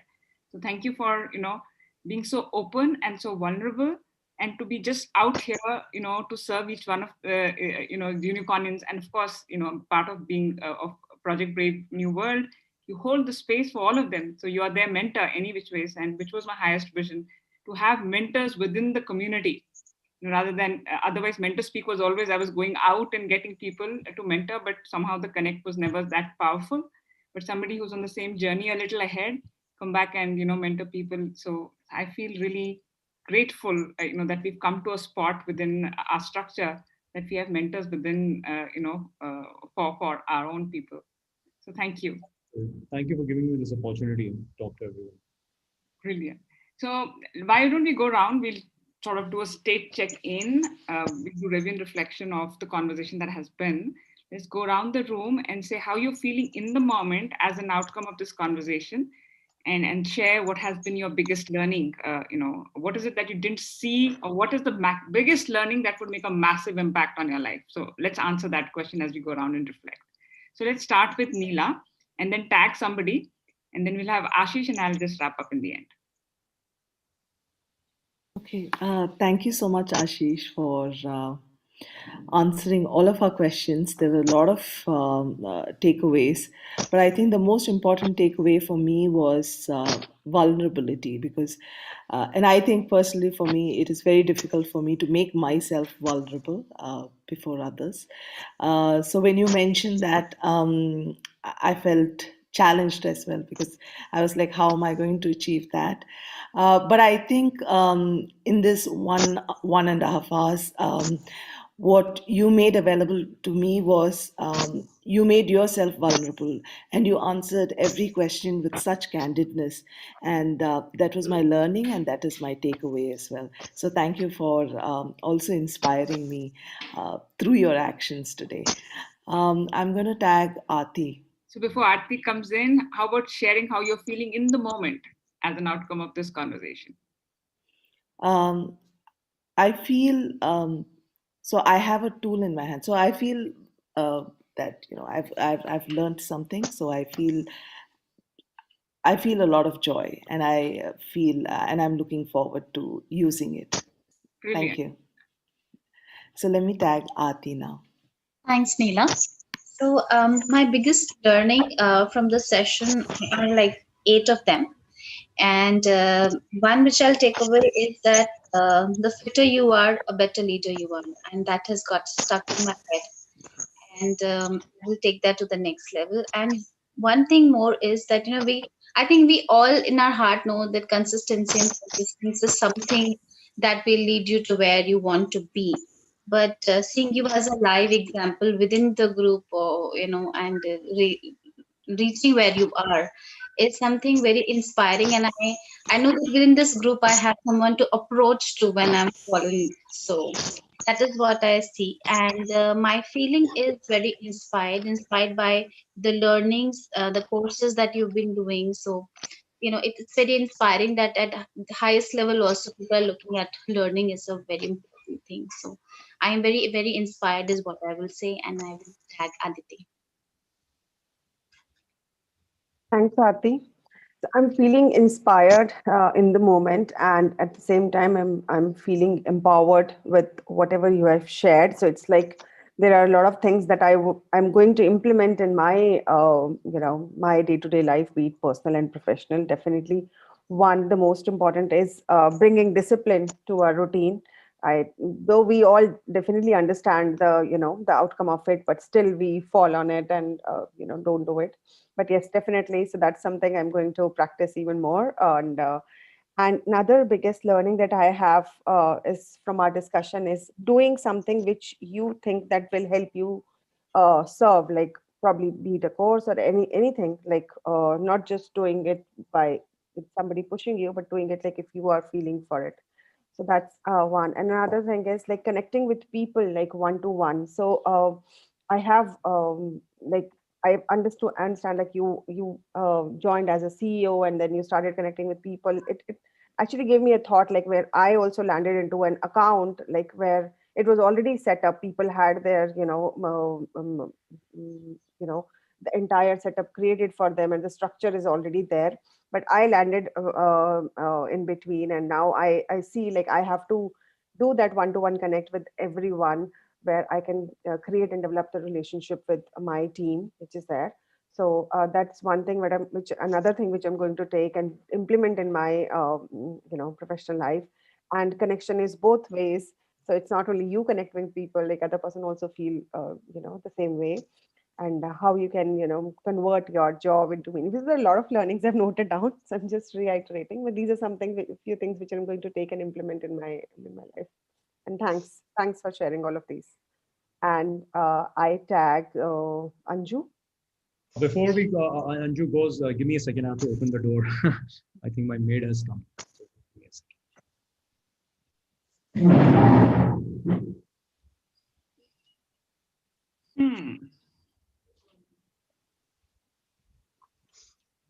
So next week it is 5:23 check-in. All of you are ready?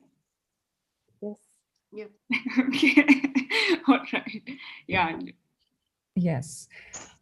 First of all, I'm very, very happy right now, very inspired, very challenged, and feeling grateful to hear such a unique individualistic approach by you, Ashish, on all the things, all the various areas, all the various questions that we all came up with. It was completely, it was a joy to hear all your answers. And the learnings have been many. And if I start saying, I'll take up too much of time, but biggest learning has been be consistent. And I would take that as my biggest takeaway from today's session. And thank you very much. I would tag Deepti. Thank you, Anju. So of course, I would also say that huge learnings, and thank you, Ashish, for each. I mean, your each and every word is so unique. So much of learning I had today. So thankful to you. Two of the main learnings which I am really like loving it is that when you said it's important to have a goal, and how will keep on emerging is something like I really loved it. I have been, of course, on this journey, but being validated today is something like uh, clears all my doubts and confusions. So how will definitely will be emerging, and I just have to focus, and I just have to be consistent and keep on sticking to my goals. So that's what I have learned. Really loved today to hear from you. And my second one is take care of the people and business will happen is of course if I'm kind of relating now to Jyoti's process of connecting people is I mean, we all know that, so it is again validated that take care of your people, take care of your clients. In my case, I have to be really supporting to my mothers, and the business will come. I mean, that's the byproduct. So these are my two major learnings. Thank you for that. And I would tag who left? Nihal. Thank you. Thank you so much. I'm feeling very empowered and inspired, after listening to you, Ashish. A lot of examples, what you said, were very relatable, were very real. Uh, you know, uh, so yeah, it was very easy to relate, and a lot of learnings. But some key ones would be the importance of being fit, the importance of connecting with people, taking up focus. Focus was very important because I also come from the same paradigm, as what you spoke about of multitasking and doing several things at a time. So yeah, the importance of focusing, prioritizing and focusing, really resonated with me. Yeah, so it was very useful to hear you today, Ashish. Thank you. I think Prabhakar is left. Yeah. Yeah, Prabhakar. Thank you, Nehal. I'm feeling very happy, very excited, and really thankful to you, Ashish. I think for me, one of the thing is that it's very relatable, as Nehal said. I've been a micromanager, throughout life, and being on top of things, and making sure when Jyoti says you have to sleep for 7 hours, I say, how can you sleep for 7 hours? I mean, so it has always been about, you have to be aggressive with, everything that you do, and taking out time for yourself. And that's my biggest learning, that, as you said, that taking out that time for yourself, which includes your physical, emotional, taking that half day off, if you have to think and give you that space. I think that's the biggest learning. And if I can't take care of myself, how will I take care of my business and my family and my team and everybody? So I think that's the biggest learning. And really want to thank you and Jyoti for creating the opportunity, and I think everybody here in the group for the amazing questions. I was trying to figure out, how can I write down all the gems which are spreading around. So I've managed to do that. But really thankful to you, Jyoti, and everybody. So really grateful. Brilliant. So, baton back to you, Ashish. How are you feeling as an outcome of this conversation, and what have been your one biggest learning that will make a massive difference to you as an outcome of this conversation?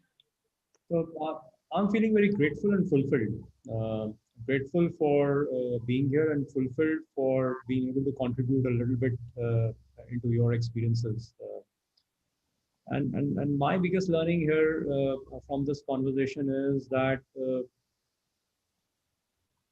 the purpose that I've set for myself is actually, and I just want to share with you guys, is to mentor 100 uh, budding entrepreneurs and professionals to create their own businesses and help India become a superpower. And I think with today's conversation, I think very much feasible for me. So that gives me a confidence that I can really contribute to the people who are taking the journey which I would have done some years back, or a journey where I can contribute a little bit with my experiences. So that gives me a confidence in that, and I'm really feeling motivated to pursue my purpose much more vehemently. Let me put it this way. Okay, and I invite each one of you to connect with me in case you think any part of my journey or any of suggestions or help that I can offer you in whatsoever way, as a mentor, as a help, as a friend, or anything. You're all most welcome to connect with me. Brilliant. You want to share the name of your purpose, the project that you have of mentoring 100 Indian professionals, 100 professionals and entrepreneurs? Project Lighthouse. Brilliant. Lighthouse. Light. Okay. Brilliant. I think I'm feeling happy and deeply grateful, but even more so on hearing Ashish own up and embrace his purpose. I think that fills my heart like nothing else did in this conversation today. So thank you for coming out and sharing that with the group and Ashish. And I think my biggest learning has been that it's learning. I think what I'm going to take back away from Ashish is the fun component. How fun is important, right? It just makes it so much more joyous. It makes it easier. So I'm going to take that away back and see how we can have a lot more fun in the RYD gym. And with that, if anybody, is this a good, we are at 7:55. I invite all of you to do your review reflection after this conversation. And sooner, as within the next 15 minutes will be best, because then you can really, you're still in the space of the conversation. And with that, I'll, complete the conversation today. But before that, check in with everybody if this is a good place to stop. Is it a good place, good place to stop? Yeah. And anything that anybody would like to say to have you be complete about today's conversation, feel free to say so. Is there anything that anybody would like to say to be complete about today's conversation? Brilliant. Just want to say thanks to Ashish for his time, and to you too for having Ashish here. Brilliant. And I think this is beautiful. I really feel happy that we've suddenly begun to have enough number of members of Project Brave New World and Project Ashoka to get mentors from within the group. So that really makes me feel very fulfilled, because the amount of learning that can happen is so much more powerful, because we are from the same world, isn't it? So thank you, Ashish. I just loved this MentorSpeak. Thank you so much. Thank you very much. Thank you, everyone. Bye-bye. See you around. Bye.